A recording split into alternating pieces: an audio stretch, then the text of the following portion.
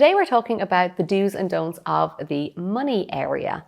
Yes, you have a money area, and you've probably heard in the past lots of different things about what to do, what not to do, where it is, and how to set it all up. Today I am going to dive a little bit deeper in the do's and also reflect on the don'ts and help you to get clear on this energy of prosperity and abundance. Don't forget to subscribe and click the bell and you will get notified when my video is released. I have so much information that I just cannot wait to share with you about Feng Shui and to help really skyrocket your life and your home to next levels that you couldn't even imagine. First of all, Feng Shui is called Feng Shui, and it's called Feng Shui, but it actually translates to good health and good harvest. This is an ancient practice that has been used for thousands of years around the world, and it is still growing in popularity. Why? Because it works, and what people and what we all want in our lives is good health. We want everybody in our homes to be healthy and vibrant, but we also want good harvest. We want to be able to reap the seeds that we've sown and to really create abundance in our lives. So essentially, the entire practice of Feng Shui is all about that. It's like the fundamental underlying principles are around health and wealth. And ultimately, they say when you've health and wealth, it means you know it's a happy life. So the prosperity area, there's a whole video that I've done about how to find and set up your prosperity area. It's the southeast part of your home. You can use a compass. There are different schools of Feng Shui. Okay, and the Feng Shui school that I practice is the classical flying stars one, which says that every house is totally unique. It has its own energy imprint, just like a person. So we're totally unique. You and me, we're completely different, and we have our own energy, our own vibrancy, and so does your home. And the essence of that is where we then look at the energy of each area, which is the prosperity area, is the southeast part of your home. So you can be able to get a compass out and find that area and check out the video about setting it up. The main thing that I say to people about prosperity and about the money area is to make sure that there's nothing broken in that area. Make sure that it is clear of clutter. Make sure that, and the tricky thing is some people, you may discover that your prosperity area is the laundry room, or it is the, children's playroom, or your eldest daughter's messy teenage daughter's bedroom. And you're like, oh my God, my prosperity is doomed. And I would say to you, don't panic. There's so many layers to Feng Shui that having the perfect prosperity area is not the be all and end all. There is really a lot of underlying principles of Feng Shui that are often misunderstood and not translated fully into for people to understand that how it really works. So I have created a Feng Shui mini course where I talk a lot more in detail about the 9 areas, also the prosperity area, but also about things like money locks. Your house could go into a time where money just freezes like really hard. And then it's not about how hard you work or the amount of effort you're putting in to generate money. It's actually your house is just totally sabotaging this.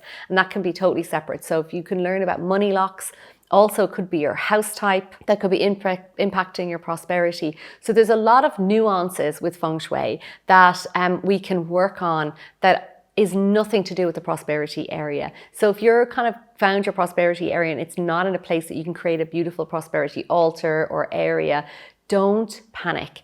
What I would just encourage you to do is, like, as I said, get rid of broken things, declutter it, and do your best with it. And then if there is, you could look then for the southeast area of maybe your living room, and maybe that is a place where you could have a small table and create a little altar of acknowledgement and gratitude for abundance, for an anchor in the energy of infinite abundance. So for example, you could have a small bowl with coins overflowing in it. But every time you see it, you're like, oh my God, there's always more money. I'm anchoring in an infinite supply of abundance, and I'm trusting the universe spirit God has got my back from this infinite supply. So that is what I would say to you from that, for that.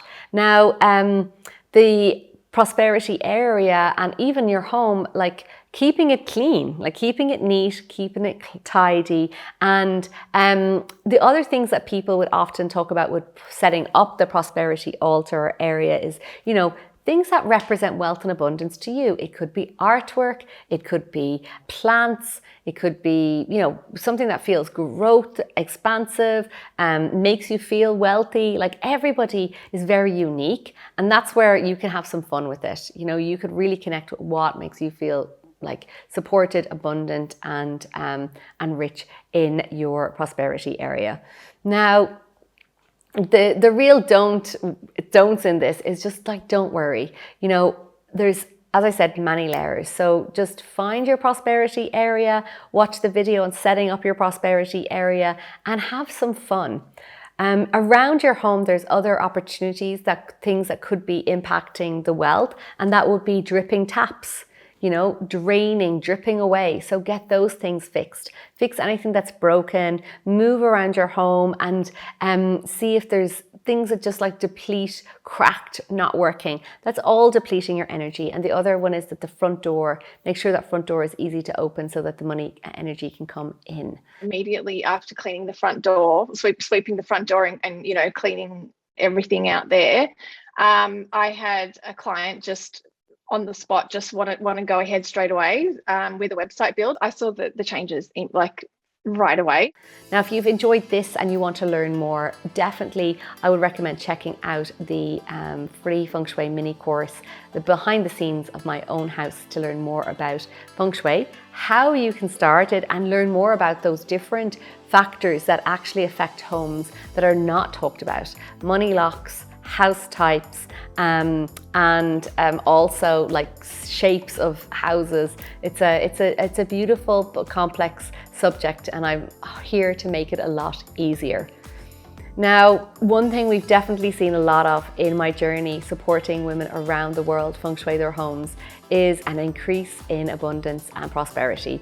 And I want to share some of those success stories to encourage you to take action on what I've shared here, to watch some of the other videos, and to come and join us in our free Feng Shui mini course, because your success comes from taking action. If you want to see change in your life, you have to take action, and you have to really get your home on board to support you. The first way of doing that is coming and joining me in my free Feng Shui mini course. And I hope that you come join us and start to take action so that you can start to see amazing results like some of the amazing women who've joined me in my world. Thank you, Patricia, for changing my life. Michael, my son who's in law school, won $67,000 in the lottery. I got a check in the mail from my attorney, and I was like, oh, what is this? From the closing, they had overcharged me $2,000. Then about a month later, I get a check for a medical refund. That was $1,500. So when you look at all my wins, if we ever added it all up, probably 200,000 of it, right? Of US dollars. You almost can't like explain it. It's almost like we've got this big bubble or barrier around us that protects us.